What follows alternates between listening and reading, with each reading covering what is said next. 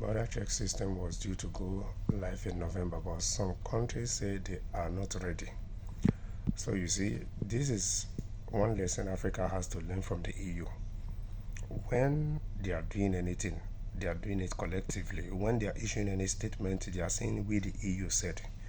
And when they have any idea, they make sure that every countries are carried along before it is fully implemented, so that everybody feels they are being included, so no one feels they are being marginalized.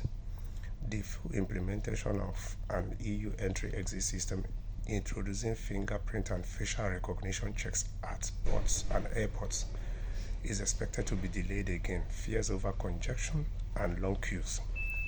Eva Johnson, the EU's Home Affairs Commissioner, said recently that the new entry-exit system EES will be introduced on 10th November with a contingency of delaying it 1 week to 17th November. Johnson's had given member states until 5th September to provide the required declaration on their state of readiness. It is understood 3 countries, France, Germany, and the Netherlands, have written to her to say they were not ready. They expressed concerns about the lack of testing of the system in the field, raising new questions about the target launch date according to multiple sources. Sources say UK transport operators were briefed by government officials last week to expect a further delay. The introduction of the EES, which required non-EU citizens to have their fingerprints or photos taken before entering the Schengen area, has already been delayed twice. It was due to be introduced last summer, but France expressed concern it will have an adverse impact on the Rugby World Cup last autumn and this summer's Olympics. It was then rescheduled for October 6 this year, but put back until November amid concerns conjunctions would disrupt school holiday visits into the EU from the UK and other non-EU countries. Several sources stress that France, the Netherlands, and Germany were fully supportive of the checks, as it would increase security and speed up passport checks for non-EU citizens.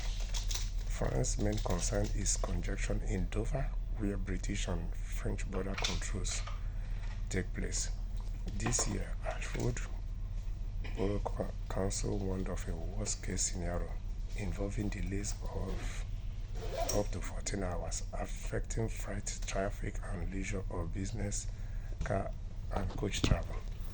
So, let us come to the fact as Africans. You see, each of the countries in the EU that have concerns concerning this border or land or air checks, their concerns are being addressed, and if their reasons are okay, then they are being considered is being shifted. You see, the day we Africans will be united, we will have one mind. When we are issuing statements, we say, we African people said, or African Union said, or ECOWAS said.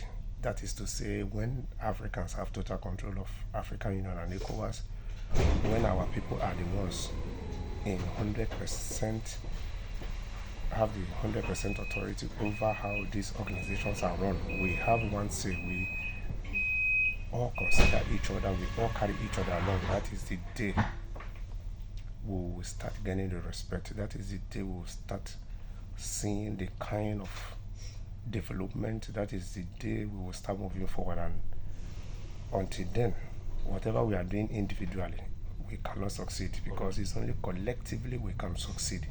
Collectively, we can do far better than we are doing now. Collectively, we can prosper. Collectively, we will regain that position we need to be at the international stage. Collectively, we can become a superpower. Collectively, we can become the basket nation of the world or continent of the world. Collectively, we will earn that respect we deserve. So until then, we have a whole lot to learn as Africans. We can speak English from now till tomorrow. It's not about speaking English, it's about action. Because there's a saying that says that action speaks louder than words.